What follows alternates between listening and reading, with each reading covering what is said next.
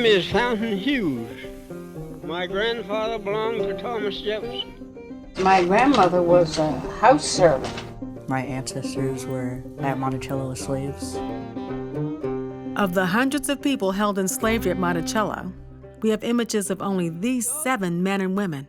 All of their names are preserved in Thomas Jefferson's plantation record books, but the human dimension is missing from these meticulous accounts. Can't you see them devils have come to take you far from me?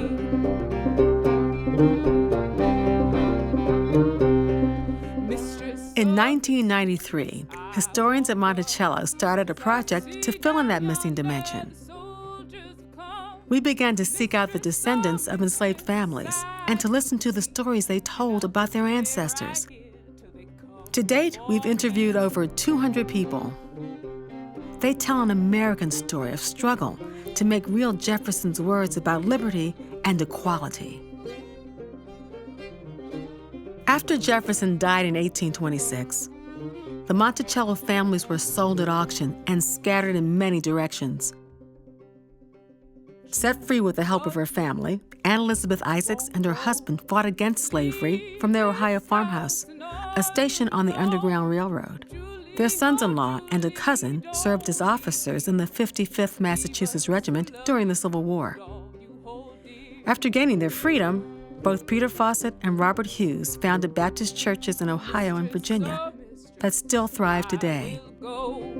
Leave this house and all I know. In California, Pauline Powell Burns was a celebrated artist and musician. And in Boston, William Monroe Trotter was a powerful voice for equal rights and a founder of the Niagara Movement, the precursor of the NAACP. It's been over 25 years since the Getting Word Project began, and participants have started taking the lead on seeking out their family history.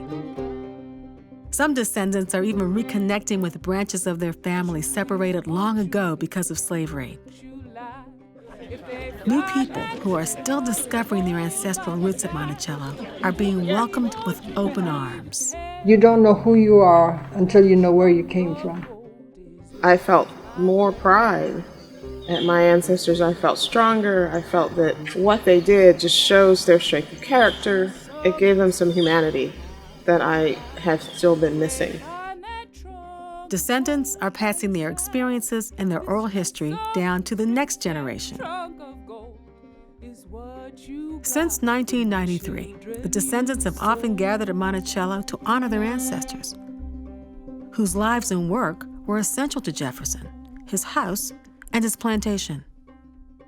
Today, these families remember the role that they've played in fulfilling Jefferson's and America's promise of freedom and equality.